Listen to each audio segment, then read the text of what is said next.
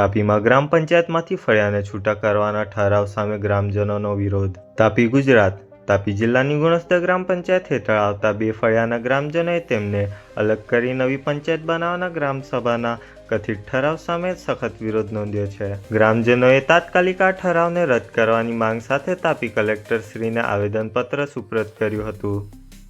માજી સરપંચ ગ્રામ પંચાયત ગુણસદા નગેનભાઈ ગામિત, અમારી માંગણી તો નથી. અમે જે ઠરાવ ગ્રામ પંચાયત દ્વારા કરવામાં આવેલ છે, એમના સરપંચ યશોદાબેન ગામિત, ગ્રામ પંચાયત ગુણસદા, એમણે ગામની માંગણી કે પછી ઠરાવ કે એવું કોઈ અમે નવી ઉકાઈ ફળિયું ચચરબુંદા ફળિયા તરફથી માંગણી કરવામાં આવેલ ન હતી, છતાં પણ એમના મરજી પ્રમાણે એમણે એક ઠરાવ કરેલ છે 15મી ઓગસ્ટના ગ્રામસભાની અંદર. એ પોતાના મરજી પ્રમાણે ઠરાવ છે, ગ્રામજનોનો ઠરાવ નથી કે સભ્યોનો ઠરાવ નથી. બે ફળિયાને છૂટા કરવા માટેનો એમનો ઠરાવ છે. તેના વિરોધમાં અમે આજે કલેક્ટરને આવેદનપત્ર આપવા માટે આવ્યા હતા. કલેક્ટર દ્વારા શું જણાવવામાં આવ્યું? કલેક્ટરે એમ કીધું કે અમારી પાસે એવી કોઈ માંગણી આવેલ નથી, જે તે વખત આવશે તો અમે એમના માટે એક કાર્યવાહી કરીશું. એમ.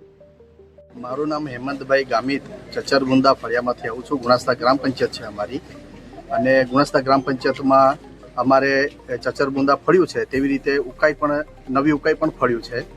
હવે વાતમાં આવ્યું છે કે સરપંચ યશોદાબેન કિશનભાઈ ગામિત જે આ બે ગામોને ડાયરેક્ટ બાયપાસ કરવા માગે છે, અને એના પોતાના વ્યય મનુષ્યથી એટલે કે દુશ્મનાવટથી એ અમને અલગ કરવા માગે છે. કેમ કે અમારા ગામોમાં કોઈ વિકાસના કામો નથી કરતા એ લોકો.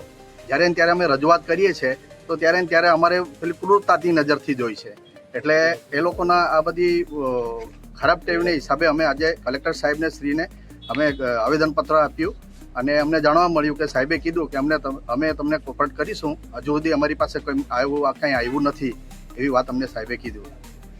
મારું નામ કમળાબેન એચ ગામિત, તાલુકા પંચાયત સભ્ય છું. આજે શેના માટે તમે આવ્યા હતા?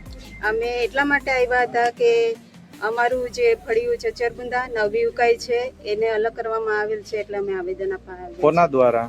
સરપંચ શ્રી દ્વારા. કલેક્ટરે શું કીધું? કલેક્ટરે એવું કીધું કે અમારી પાસે કઈ એવી માહિતી આવી નથી. તમને છૂટા કરવામાં આવે તો તમને શું તકલીફ પડશે? અમને બધી જ રીતે અમને તોડી નાખવામાં આવશે, કેમ કે અમારા જે વિસ્થાપિત ગામો છે એ ગામમાં એવી કઈ સગવડ નથી કે એવી કઈ જોગવાઈ નથી. આ બાબતે તલાટી દ્વારા શું જણાવવામાં આવ્યું? તલાટી દ્વારા કશો અમને જવાબ મળ્યો નથી. પત્રકાર કેતનકુમાર ગામિત.